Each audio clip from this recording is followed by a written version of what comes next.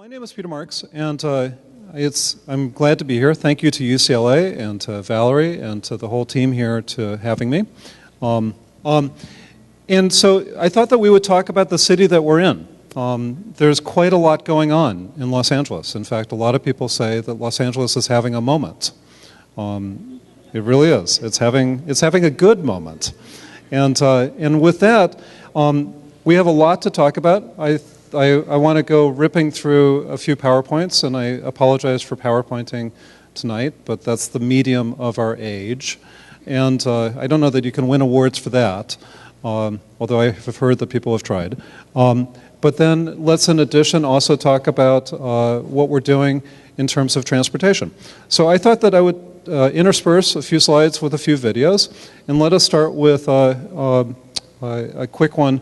And you'll hear my voice in it. It's unintentional. They just happen to use my my voice in this. So, just wanted to show you, something that I find to be pretty special about where I live in my house. And that is that just right there. Just there's a little view of the city. I love that just on the edge you can see the skyline. It's just a constant reminder that just over there, there's just so much happening.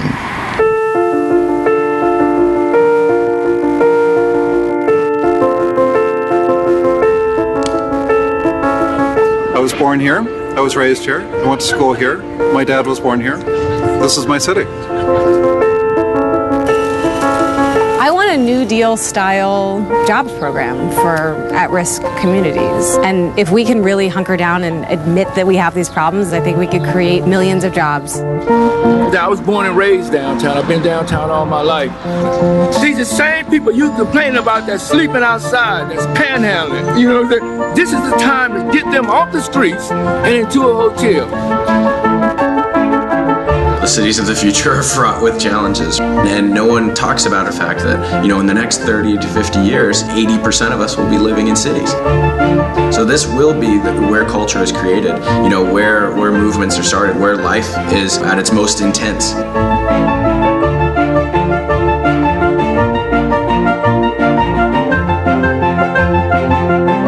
This is one of the most creative places in the world. And we're an extremely attractive place. People move here to come and be able to create the future. We got to bring people together. We got to make this city the kind of city that everybody's welcome.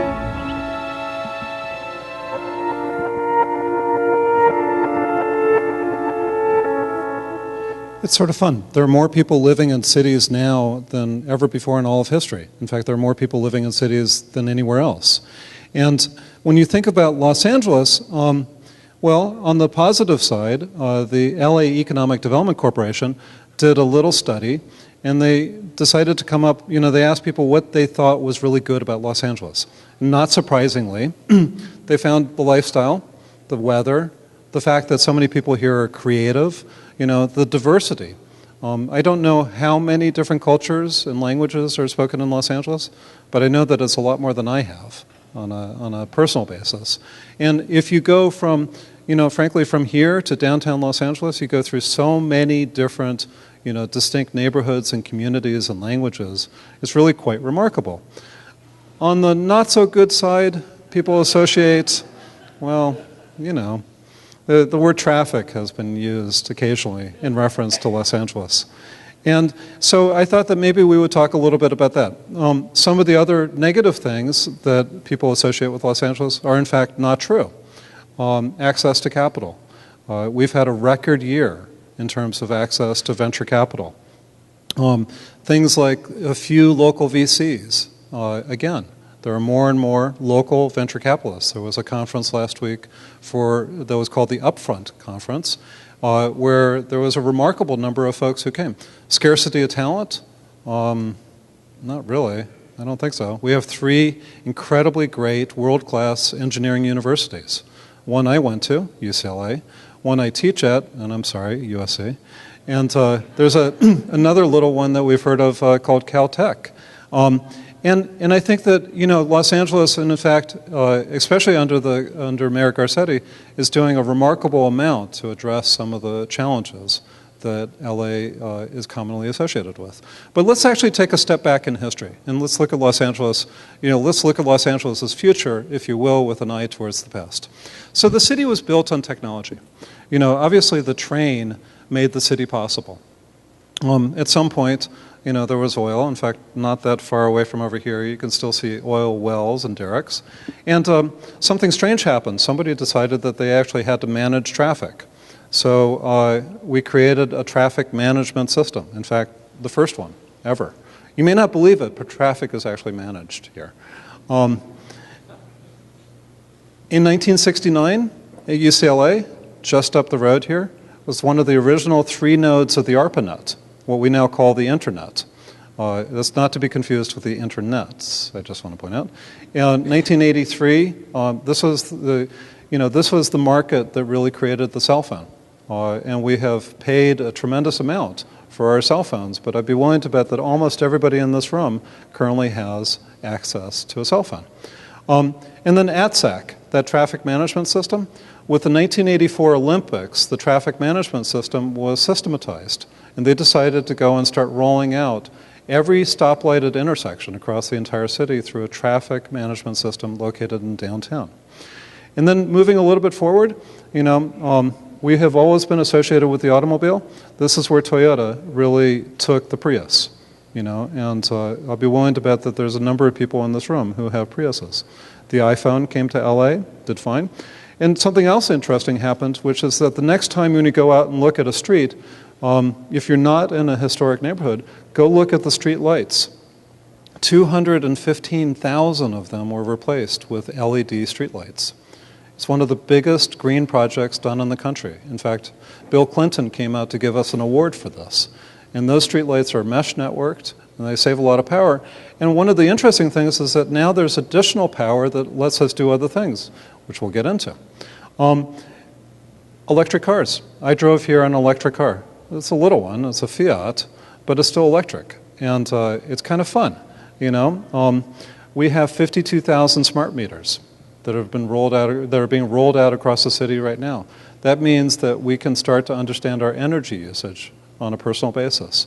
And there's a street light, in fact there's a parking space, a couple of them downtown, where you can park in front of a street light and you can actually now charge your electric vehicle, because we now have extra power because of those LED street lights use so much less power that you can start to put things like EV chargers onto the side of them. And where it gets kind of interesting is that we're now right on the cusp of seeing connected cars. We see apps. You know, more and more people are expecting to be able to use an app to get around the city, to interact with the city. That smartphone, that cell phone, is now an essential tool. It's your city assistant. And, you know, I think a lot of us are expecting to go and see self-driving cars. But we'll talk more about that. So I thought that we would talk a little bit about Internet of Things, open data, and how it relates to experiences. The Internet of Things, it used to be called machine to machine, very engineering spoken, and somebody came up with a better term, the Internet of Things. It's really the idea that a small thing has a radio, a processor, is connected to the, you know, maybe to other devices. It can do things, it can sense things, it maybe can unlock a door or do something. Large connected things are disguised often as, well, city buses or automobiles. And the Internet of Things is a fairly powerful concept that will dramatically change our city as we know it. But even stepping a little bit further back, at the end of May and the beginning of June, we launched, the mayor of Los Angeles came and literally launched the open data portal. And what that means is that the city now, as a matter of policy, goes out and publishes all the data that it can possibly find, as long as it's not for security or privacy or HIPAA compliance and things like that. But we publish a tremendous amount of data that now allows people to understand not only what the city spends money on, but also things like, for example, where accidents happen, where crime happens, where building permits are taken out. And a lot of that data relates to transportation. It also relates to environmental. And governments, including city governments especially, have a tremendous amount of data that's useful to a lot of folks. It may be things like air quality, which the AQMD handles. It may be something like, frankly, walkability for city planning and for whether you want to buy a house in a particular place or live in a particular neighborhood. Indoor traffic monitoring, all these different elements. And then if you go back to the way that we're now interacting, we're increasingly interacting with the city through the online world. This is a sort of a bubble map, a bubble chart of what people access city services for. And, meaning on the website. And I'm sorry that the type is a little small. But you'll see the transportation is huge. The most popular website in the entire city is actually the library. It may be, don't quote me on this, it may be that almost as many people go to the library digitally as go there physically. And it's not surprising because the library and the internet are actually kind of similar in some ways. People also go and they come to the city and the county for things like information about your utilities, recreation, the zoo, Griffith Observatory. They go to the city for public safety, fire and police. And if you start to look at the city itself, your typical city street has a tremendous amount of metadata. There are unhappy things like the location of potholes, but there are also happier things like, for example, where I can park. And as you go around now looking at transportation and connected vehicles and people walking around and connected bicycles, quite frankly, having access to the data that sits on top of the physical world gets increasingly important. And so this whole concept of the Internet of Things, I have a friend at Qualcomm who actually calls it the Internet of Everything, which caused another friend of mine to ask, well, if he's in charge of the Internet of Everything, that kind of leaves no room for anybody else. But the Internet of Things means that there's now getting to be an awful lot of devices out there that are increasingly connected to the Internet, controllable by us, interact with us, and provide services and so forth. And so towards that end, quite frankly, the Internet is growing at a tremendous rate.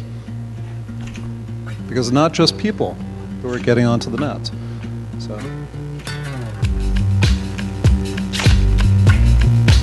That was San Jose.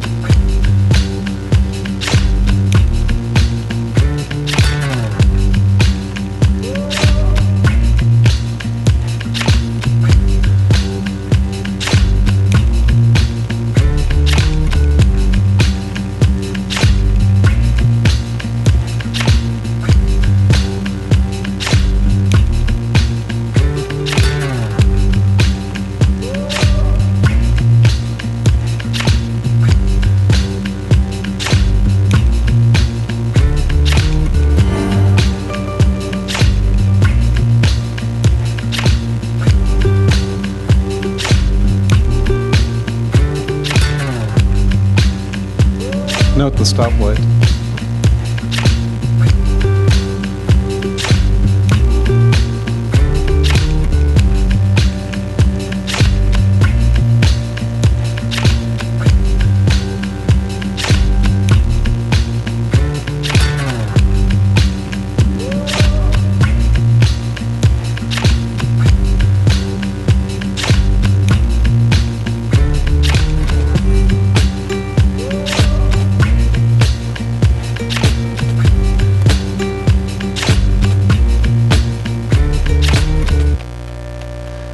It's either terrifying or I'll just leave it there.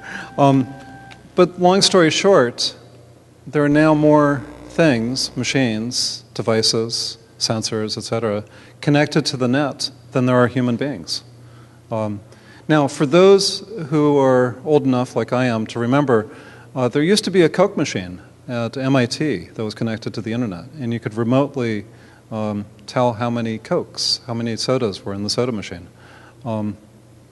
Cisco still says that they invented the Internet of Things afterwards, but whatever. But some of these things are little Bluetooth beacons, as an example. So if you take your iPhone, for example, over to the LA County Museum of Art, and you stand in front of some of the exhibits, there's a little tiny device, looks sort of like this, that tells your phone, it's sort of like the Kmart Blue Light Special, tells your phone that you're standing in front of the exhibit, so now you can have a personal guided tour to the LA County Museum of Art through your phone. And what that means, the beacon's not looking at you, but what the beacon is doing is it's telling your phone that you're proximate to it, that you're right next to it. And so there's a little tiny trigger, if you will, and it allows you to do all sorts of stuff. But you know, there's another element to things too, which is that it also allows for things like visualization. You know, we have a tremendous amount of what is called GIS data, the location of things like sewage lines and all the rest of it. And it allows you to go and actually look at a street in the city of Los Angeles through a completely different lens, if you will, if you know where it is. And so you can imagine that now you can start to look inside of literally behind the walls and see, you know, what your water usage is. By the way, does anybody in this room actually know how much water you use today? Because I don't. None of us really do, because one of the things that is really missing is that there's almost no way of measuring the amount of water that you use. In the future, there may very well be, because of these types of technologies and sensors and processors and so on, which would make our understanding of what our effects are upon sustainability and the drought and all the rest of it that much easier. And these are important things for us in the future of the city, especially in the, you know, the state of California. But if you can imagine, you know, this is just a mock-up of somebody looking at a street, holding up a tablet and saying, hey, I can use augmented reality. Well, Microsoft showed something the week after CES that I found sort of interesting. And so I thought that maybe I would show, by the way, I'm not promoting or condoning or otherwise, you know, saying anything positive or negative about any company. But I think that what some of these companies are doing is really quite interesting. And so they came out with something which they're going to supposedly release later on this year called the HoloLens. And so let's look at what happens when you start to put data into the physical real world. Look around. And they start with the city. Technology is all around us. We use it in every aspect of our lives. It enables us to do amazing things. But what if we could go further? What if we could go beyond the screen? Where your digital world is blended with your real world. Now we can. This is the world with holograms. What will they enable us to do? New ways to visualize our work. I have an idea for the fuel tank. New ways to share ideas with each other. How are things going your end? I just put the images in OneDrive. Perfect. More immersive ways to play. If there's anybody New who might ways be an to architect. teach and learn. So put the new trap in the place of the old one. Now what? And tighten here and here. New ways to collaborate and explore the places we've never been. Look at this formation. Let's take a closer look.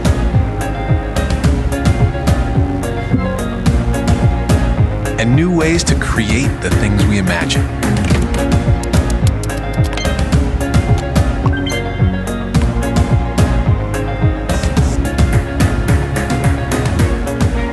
Because when you change the way you see the world, you can change the world you see.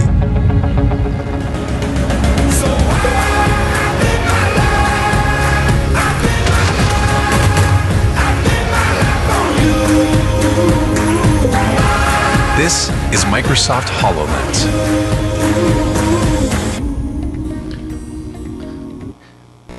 So I sort of invite you, if you will, to imagine, I don't know how many people here are fashionable enough to wear one of those around.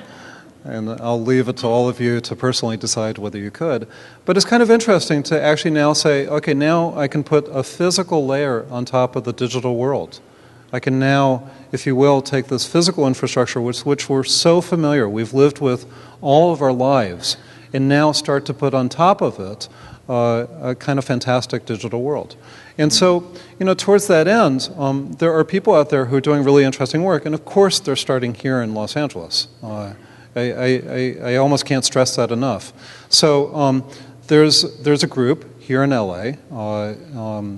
In fact, there's a friend of mine in Westwood, right next to UCLA campus, who is the creative director for, well, it's probably not the right term to call creative director, but what they did was, there's a group out there that realized that public art, public fountains, public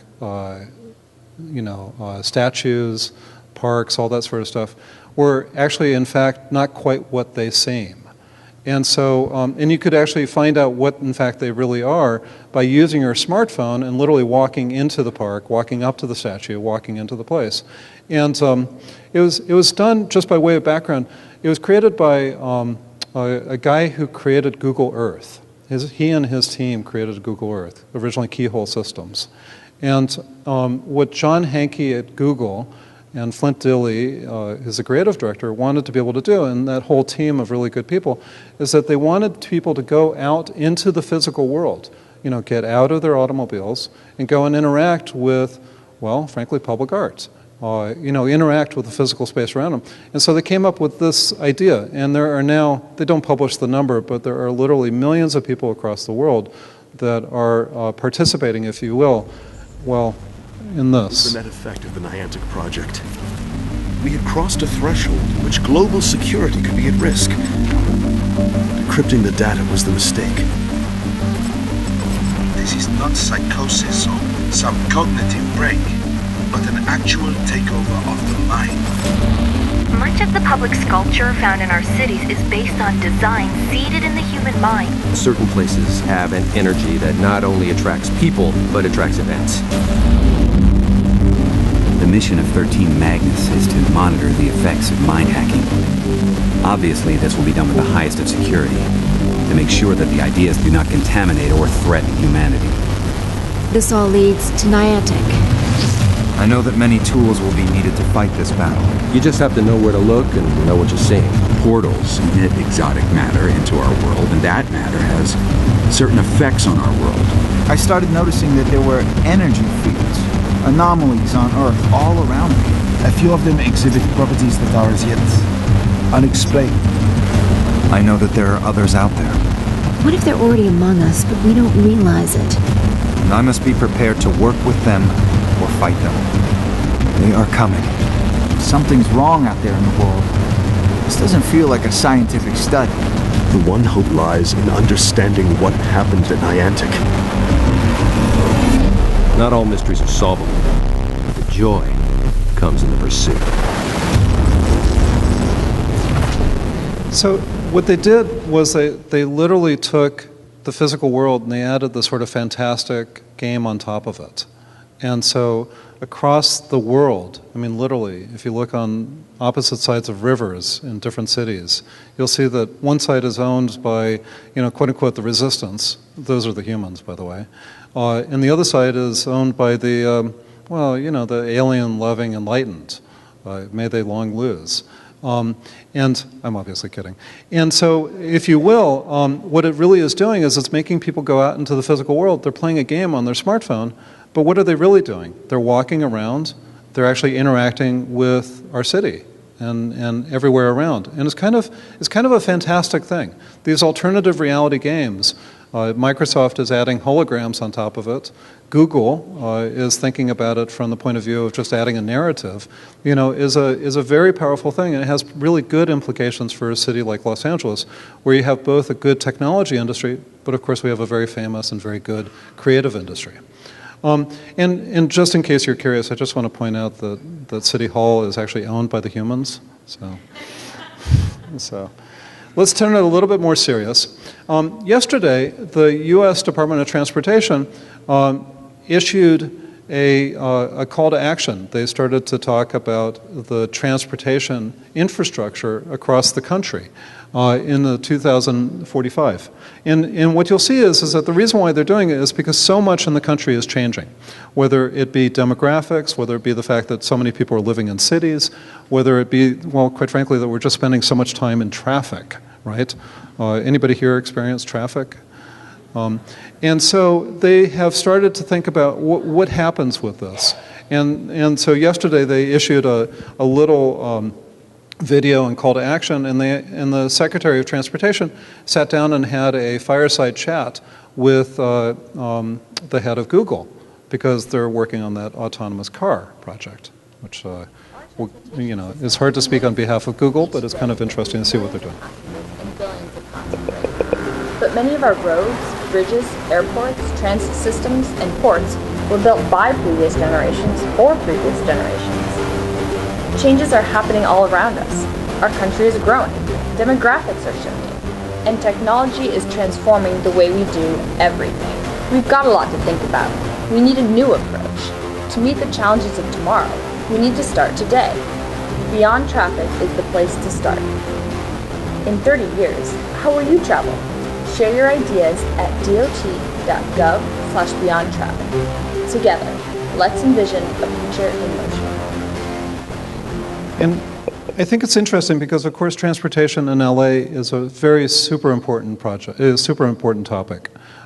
Today, I think it was we were told that we, in fact, had been allocated another $330 million towards our public transportation system to continue to extend the Purple Line along Wilshire Boulevard. I hope, to see it go all the way to the ocean. I know it won't, but I hope that it gets to UCLA before I'm gone. However, people have been thinking about transportation for a long time. This system, if you haven't been to downtown recently, does not exist yet. It's fun because City Hall is actually the right height there. But people have been thinking about monorails and public transportation, how to get people around the city for a long time. This wasn't built, but there was a project was recently proposed that looks an awful lot like it. In fact, there's a mock-up behind you of the Hyperloop, which was famously suggested by Elon Musk, and there's a studio here that is focused on that. But transportation is important to us in a gazillion different ways. Anybody know what this is? Colin, you should know. Yeah, these are the flight patterns over the Southwest. That big thing right there is Los Angeles. We have a tremendous number of people coming through our airport. In fact, our airport has become the #2 airport in the country with around 70 million people who landed at LAX last year. And as I mentioned, the public transportation system continues to get bigger. This is a bit of an eye chart, but you can see that, well, there's a lot of lines under construction and already built. And then, in addition, you may or may not know, but in downtown Los Angeles, there are 7,500 connected parking meters. So if you happen to be driving your own car, you can actually call 511, for example, and ask where there's an available parking meter or a parking lot, or you can use an app. And it's kind of remarkable, if you will, because now what's happening is that almost everything is getting connected to the net. I happen to like riding bicycles. This is a heat map of the bicycle paths around Los Angeles, courtesy of Strava, which is one of the exercising apps. I think it also includes running, but from the last time I saw, you don't run as far as you bike, so I assume that but then in addition, how many people here use an app called Waze? Anybody? Yeah, it's a fair number. I think it's more than 1 million in Los Angeles are using Waze. And Waze did this quick little visualization of what happens in a day of Los Angeles.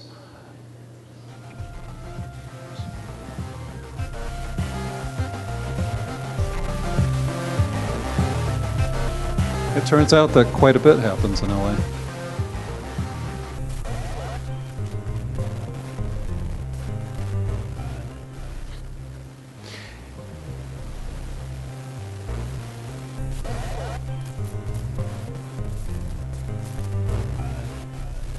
I'm not going to go through the whole thing, I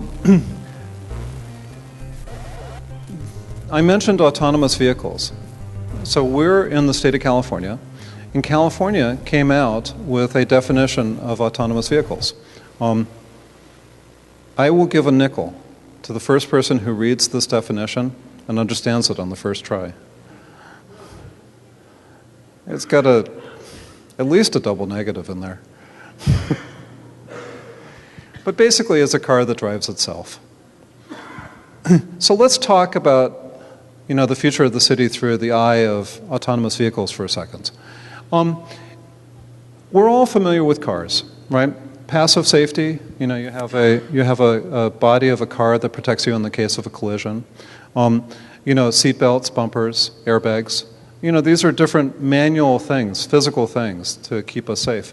And then there's been this whole concept of active safety systems. Driver assists for steering, anti-lock brake systems, collision braking if you have a radar cruise control on your car and you're rapidly driving into the wall in front of you. Your car will tighten your seatbelts and try to protect you. And then what will happen over time is that at least the industries are working on this, where these active safety systems will get more and more systematized, and they'll become more intelligent. They'll get connected to the infrastructure and talk to other vehicles and talk to the streetlights and all the rest of it, and the stoplights. And that eventually what will happen is that cars will drive themselves. And so we're in the midst of watching a lot of different companies, a lot of different universities, Stanford, Carnegie Mellon, et cetera. There's activities at UCLA, for example, which are really around this idea of what happens with autonomous cars. Now, my personal belief is that we're witnessing the greatest change in transportation technology that we will see in our lifetime, certainly. And some people believe that it's probably the biggest change in the last 125 years. I actually think it's only the biggest change in the last 100 years, but anyway. So, if you will, but let's take a look-see at how automakers are beginning to think about this. And let's actually just start with something simple. What happens if you actually took data and you started to address it within your just normal driving system? What if you put the visualization, the Internet of Things, connectivity, metadata, open data, all that sort of stuff, just onto the windshields? What happens? And we're only going to watch for a couple moments of this one. But this came from a...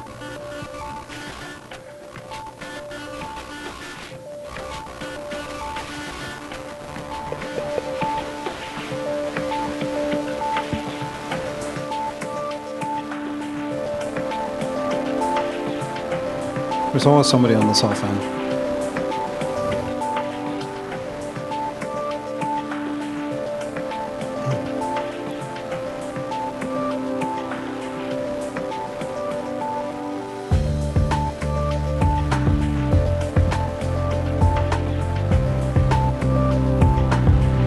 New York did a study of traffic safety, and one of the conclusions that they came up with is that people turning left were the most likeliest to run into pedestrians.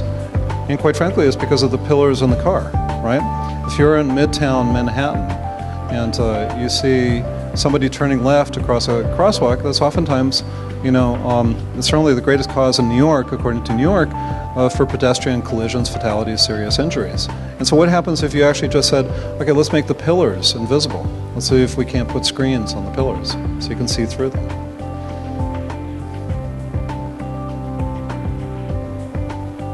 It's kind of a slow-moving video. I'll let you watch the rest online. But in California, by the way, this is now a ghost car. So if you ever watch the dogs chase a rabbit on a track, something like that, now you can do that here. But anyway, in California, autonomous vehicles are now legal for driving on the roads of the state.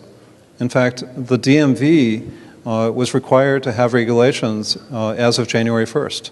In fact, January 16th of last year, you were able to get a driver's license allowing you to test an autonomous vehicle. And you won't know that it is a self-driving car except because it has a special license plate.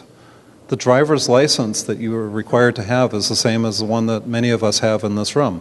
And it gets kind of interesting. There are a lot of people who are participating in this, a lot of different companies. Obviously, quite famously, Google, but also Audi, Mercedes, you know, tier 1 OEMs like Bosch and Delphi and so on.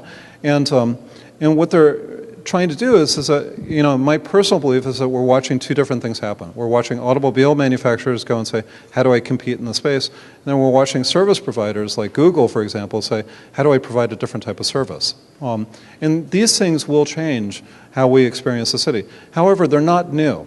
Way back in 1954, GM had a jet-powered autonomous vehicle. It followed a wire in the road. I'm not quite sure how it knew to stop, but it was something. On the cover of Popular Mechanics, they had, well, this picture of a self-driving car. I think that they're drinking, but... and you'll notice that they're watching, well, at least one of them is watching TV as they're driving. What's interesting is that German Tier 1 OEM, Continental, put up this picture up on the web recently, and you'll see that, in fact, he's watching TV through the steering wheel, which I find sort of interesting. At CES, the Consumer Electronics Show that happened just a month ago, a couple of car manufacturers came out with different ideas about what they saw as being the future of autonomous vehicles. And so I thought we would quickly look at them. And, well, I wish I could ask everybody what their reactions are, but I'll have to do that after the talk. This is Mercedes' idea of what the future is.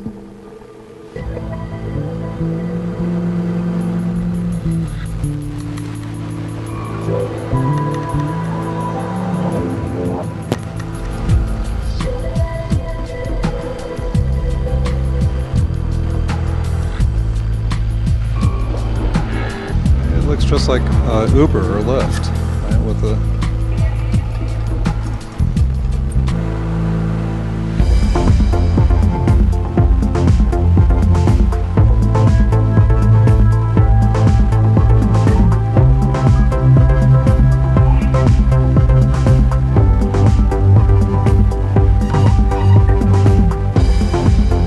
Please go ahead. Hey, you'll note that the fake crosswalk only gets you halfway across the road.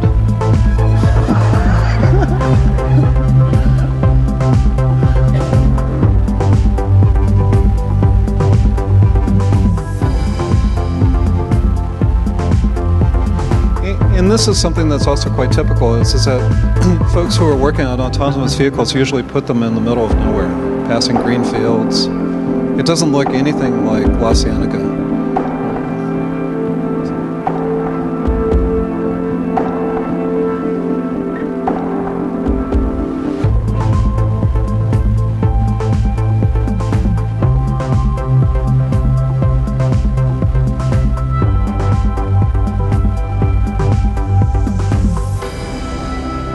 They're trying to take your living room and put it out on the city streets, right? That's the concept. Other companies are focused on slightly different things. And so let's take a look. See, there's a video that's up from Google talking about how they view this. And I thought that we would take a quick look-see at that. I'm Priscilla, one of the test drivers on the Google self-driving car project. Our team is responsible for keeping the cars and other people safe while on the road, and for providing feedback on how they perform in the real world. A big part of our job is to go out into the world and uncover all the potential scenarios that a car might encounter. Then we help the engineers teach the car how to best navigate each one. Here are some examples of situations that we regularly encounter on the streets of Mountain View, California. We've taught the vehicle to recognize and navigate through construction zones. Our sensors spot the orange signs and cones early to alert the car of the lane blockage ahead, and we can change lanes safely. You'll also notice the vehicle typically moves to keep a safe distance away from large obstacles, like this truck stopped on the side of the road. Now we're approaching a railroad crossing, which requires special care. Notice the red fence and railroad sign that appears to the computer as we approach the intersection. This means that we'll wait until the tracks are clear of other vehicles before proceeding. Our cars treat cyclists as a special category of moving object. Watch in this example, when the cyclist holds up his arm, our software detects the hand signal and predicts his movement into our lane. The car knows to continue yielding to the cyclist passing by, even when he changes his mind, multiple times. So now what you'll see is our vehicle at a busy intersection. Here the cars are represented by pink boxes, and the cyclists and pedestrians are the red and yellow boxes. Now notice the boxes moving past us. It's the cyclists and pedestrians' turn to go. The red and green fences indicate that the car will stop and wait until the path is clear. We even detect the cyclist approaching from behind and wait until they've passed. Once the cyclist has gone by, the vehicle determines that it's safe to turn. We still have more work to do, but it's fun to see how many situations we can now handle smoothly and naturally. See you on the road. And so I invite you to imagine, if you will, a car that can't run somebody over. No, seriously. I mean, imagine what happens. There's a concept that a lot of cities have, and it's called Vision Zero, which is the idea that the transportation system doesn't, is designed in such a way that pedestrians and bicyclists, baby carriages, are safe. And it starts to become a really interesting subject, because if you start to think about the amount of safety that we put into our cities, all those different signs, all those different bollards and barriers and who's-its and what's-its, it really becomes sort of an interesting thing. What is the form of a city? I can say this because we're in an architecture school. What's the form of a city in the future when cars, well, frankly, are safer? And frankly, it's something that I think that we would all like to imagine. In Los Angeles, to go back to one of the elements of safety and traffic management, I mentioned ATSAC, the traffic management system that was started in the 1984 Olympics. So it's been finished. It now handles 4,500 stoplighted intersections across the city of Los Angeles. Essentially all but just a few. Maybe there's as many as 100 that are left. Even the campus at UCLA, for example, is managed under the same system. And right now, that system changes. In my case, it usually goes from green to red as quickly as possible. But it changes a set of lights to talk to human beings. In the future, it's really going to have to be adapted in order to go and actually now speak to cars that are connected and drive at different speeds and all the rest of it, and actually manage the traffic by literally managing the vehicles passing over the roads. And so Los Angeles also has 56,000 traffic sensors in the roads. You can go and actually get a live traffic update online from a website that's published by the LA Department of Transportation. But let's consider one other thing. If automobiles become computerized to this extent, there's really two different visions. One is, well, right now all of our cars, and I'd be willing to bet that there's a lot of people here who drove themselves here, all of our cars are doing nothing. They have a very low duty cycle. They're not being used very often. But if you have a self-driving car, well, frankly, when it's done with whatever you need it to do, well, trundle on off and go do something useful for somebody else. And that leads to the conclusion that, in fact, maybe you don't need to own that car, right? It's now a service. It takes me to where I need to go. Maybe I take the subway downtown, and then for that last mile, it just carries me to where I need to go, and then you go help somebody else. I don't need to own it. In fact, it doesn't need to park. It doesn't need to do a lot of different things that cars that are privately held today.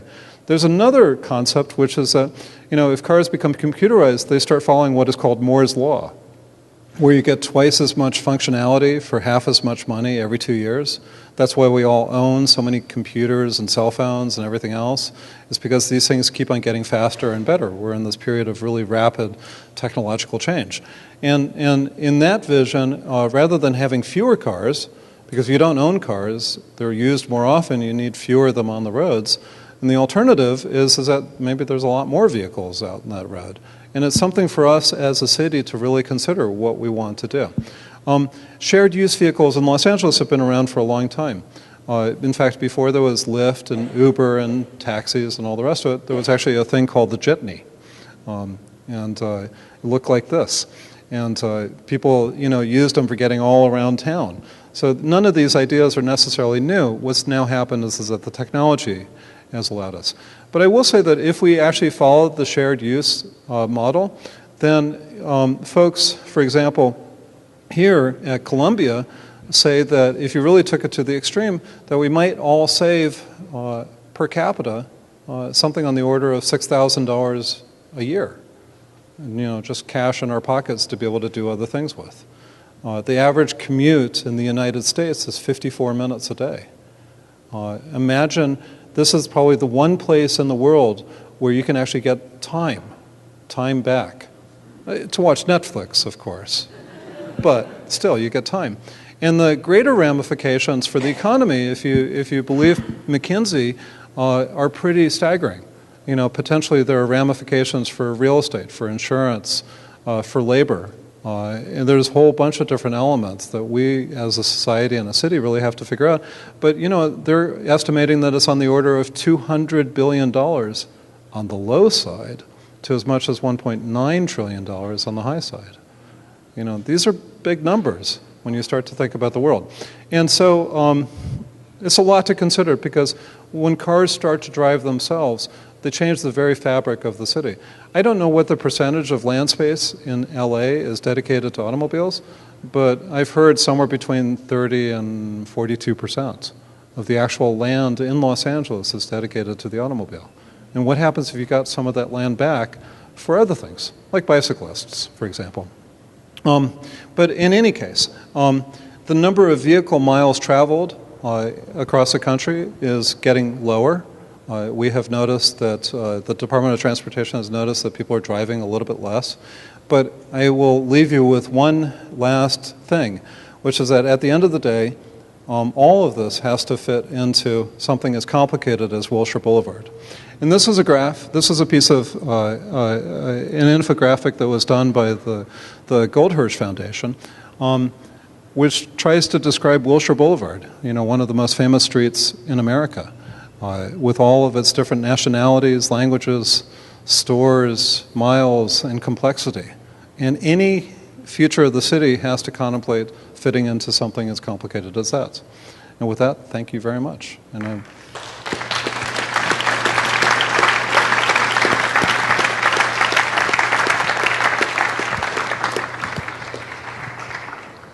think Valerie stepped out, but if anybody has any questions, I'd be happy to answer at least a few. So it's almost impossible to see. So. Sure. So the question is, tell us more about my job at the city. So my job at the city is I have what I call as a $40 title. I'm the Chief Innovation and Technology Officer for the City of LA, and as such, it really is composed of three different pieces, which is looking at the city government. How do we make services, frankly, more efficient? And for example, today, the mayor gave out an innovation award for somebody, you know, for a department that was using Google Earth to, in a very, very straightforward sort of way, but they ended up doing it more efficiently and saved a lot of money. And we see a lot of government services today that are either physical or paper-based, you know, that over time will become more digital, become more efficient, and become more, let's say, self-service and satisfying. Now, I'll give you an example. I was on an airline flight a few weeks back, and I decided I wanted to change my seat. And so I used the airline's app, sitting, just literally getting onto the airplane to change my seat. I didn't have to talk to anybody. I didn't have to do anything.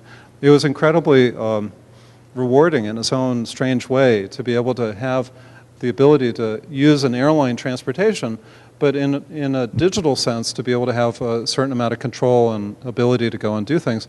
And I think that a lot of government, especially the city, is a very complicated service provider, and I'd like to see more and more of it become digital, self-service, et cetera. Another part of my job is working with the tech industry. We are sitting right here at the Hughes hangar, and we're sitting right in the middle of what they call, well, what is now becoming sort of called more and more Silicon Beach.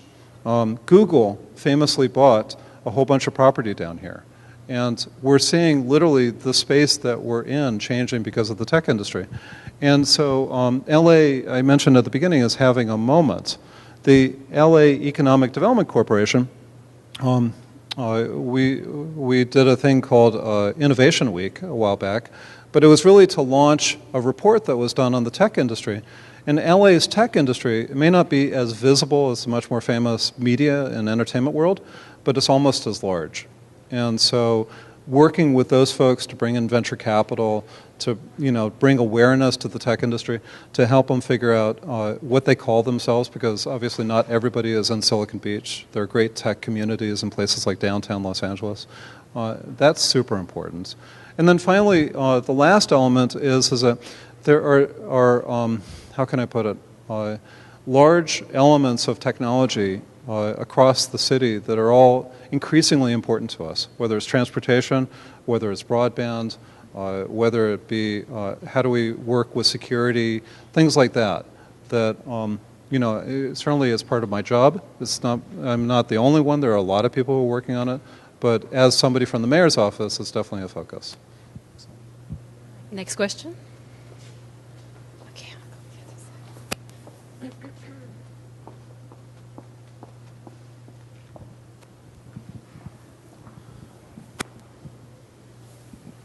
Hi, Peter.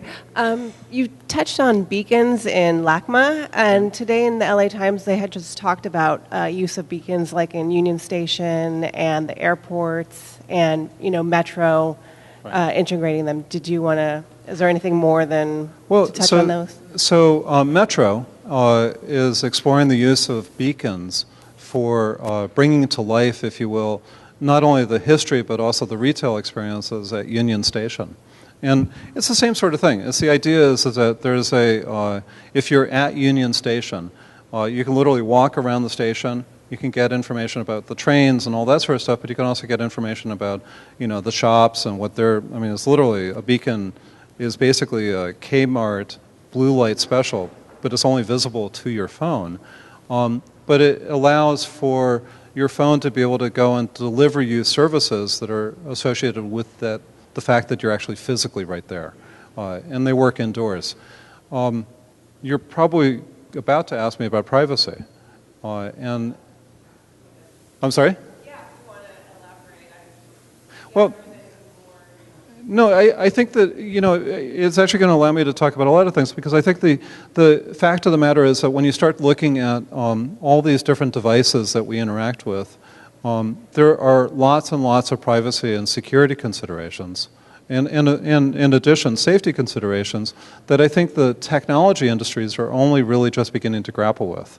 And as a city, for example, I think it's really incumbent upon us to think as a city about what types of privacy, what types of security, what types of public safety considerations do we want to make sure that are enforced, that are required, across all these different types of technologies. So.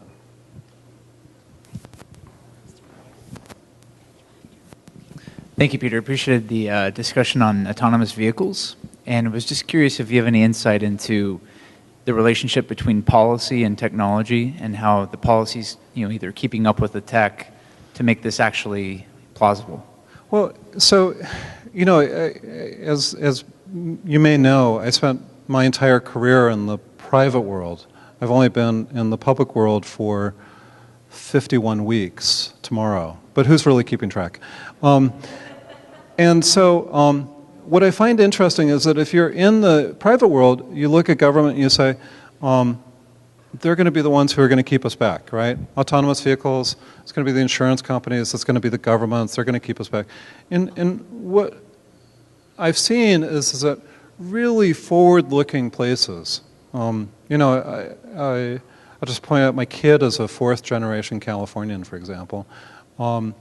California, Los Angeles, these really forward-looking places, I think, are trying to deal with the policy issues of the technologies that are really coming at us. And it's not so much that I think that everybody wants to resist them.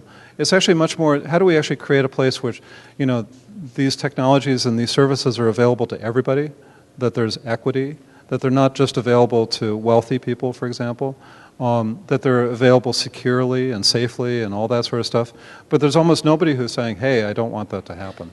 And so the policy discussions are really around, and there's a lot of very famous intersections between policy and technology that are in the papers on an almost daily basis. But the policy discussions are almost invariably, at least here in California, especially in Los Angeles, about how do we make this stuff work. And I think that's fairly healthy. Hi, Peter. I'm a student Neil here. I'm wondering, can you give me some reason to explain why Los Angeles is so congested? This is my first question. And the second one is, what do you think the most significant advantage of Los Angeles traffic? Thank you. The advantage of Los Angeles traffic? Yeah, advantage. Well, you know, so I had a boss a long time ago who said, take your greatest weakness and embrace it. And I think in Los Angeles' case, you know, we're associated with traffic. And I think the reason why there's traffic here is because, frankly, this is a popular place. It's got great weather, it's got creative people, it's got a lot going for it. And so a lot of people are here. You know, the inverse, no traffic, no people, that's not a better world necessarily.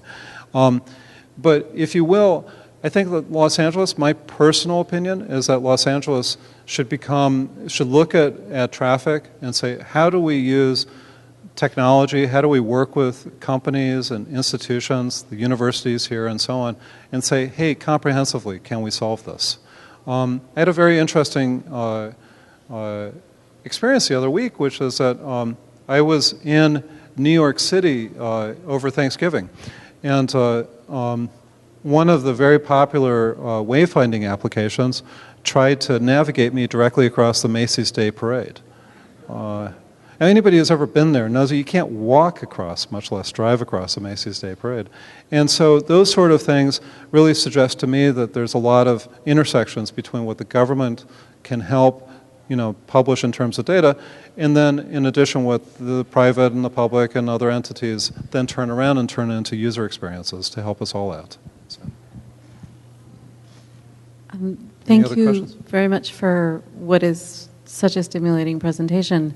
I understand that the mayor doesn't have that much control over the schools, but I come from the world of K-12 education, and the world that you're presenting is a world that needs to be in our schools, and I wonder if there is a way that the mayor's office can build bridges between the Internet of Things and all this data that's available and this whole way of thinking, and then the schools, which clearly seem to be operating in a different century.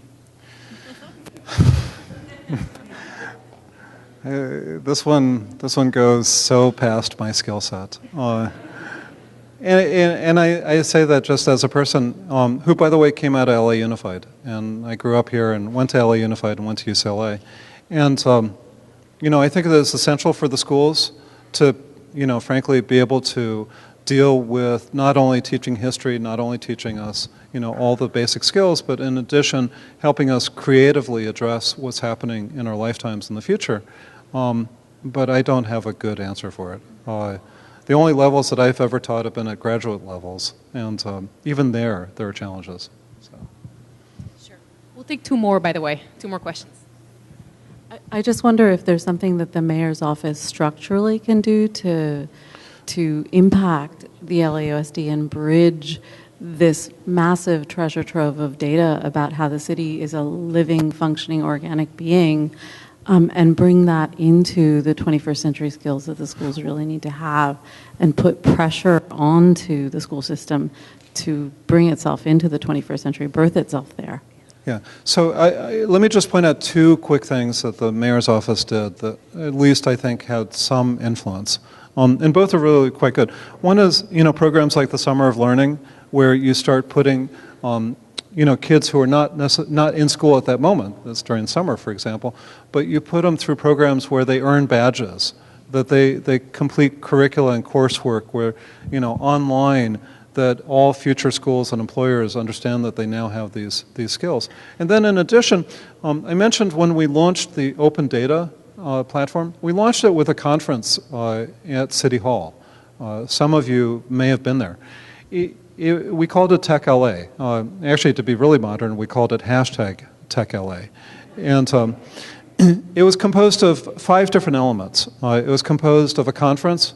We had a 10-session conference. We held a jobs fair. We held a technology fair with a bunch of different interesting things, you know, in City Hall and outside of City Hall. We held a hackathon, you know, for people to use our open data and to really get into it. And then the 5th thing was that we held a youth hackathon, where, frankly, we had K through 12 students come and compete for the same things in a one-day hackathon using the open data that the city published. And I will say that personally it was the best part of the entire conference for me. The energy that existed inside of the youth hackathon, and by the way, they won the adult hackathon too, was so great. And I wish I could take all of us there and put us into those places. But as it turns out, hackathons have their energy and they're in confined places. But I really, really wish that we could see more of those. And those are two things that at least the mayor's office has done, and I'm sure that there will be many more. All right, last question. One more? All right. Oh. Hi, thank you for the lecture. So I think empowerment through the widespread use of data is incredibly important, but how do you begin to combat, or not even combat, but just deal with instances where maybe individuals or larger groups begin to use and manipulate data for their own individual gain as opposed to the benefit of the larger collective? Well, so I can only answer it in the following way, which is that we're not the first city to do open data. We're certainly not the last. In fact, the County of Los Angeles just announced that they were doing an open data thing themselves, which is great. But cities like San Francisco and New York and so on, lots of folks published open data and did a really good job of it, and even at the federal and the state level. The city of Los Angeles is now number 2 in the country for publishing open data. We've gone from unranked to number 2 because I think personally, we've done a really good job. And to that end, when we launched the portal, I personally, because this is not my normal skill set, but I personally was very surprised that one of the most intense open data users was directly across the street. They were disguised as a newspaper called the Los Angeles Times. And what it told me is that there are lots of folks who look at data from all different elements, and they too, including academics, including companies, including individuals, everybody can actually come and look at this data and say, this makes sense, or this doesn't make sense, or whatever it happens to be. And so towards that end, bad data in, bad data out. But as a general rule, I think it's an awful like what we see with online ratings, with health guides on restaurants at the county level, and lots of different elements, which is that we all begin to get a sense for what's right, what's correct, what's accurate, what's not. And oh, by the way, because we have the data in front of us, we can all actually do analysis, and we can go and say, in fact, this could be better. And so they say that information is power. Open data is our power to look inside of governments and the cities that we live in and start to have a lot more personal influence over what happens. So I think that was the last question, but thank you very, very much.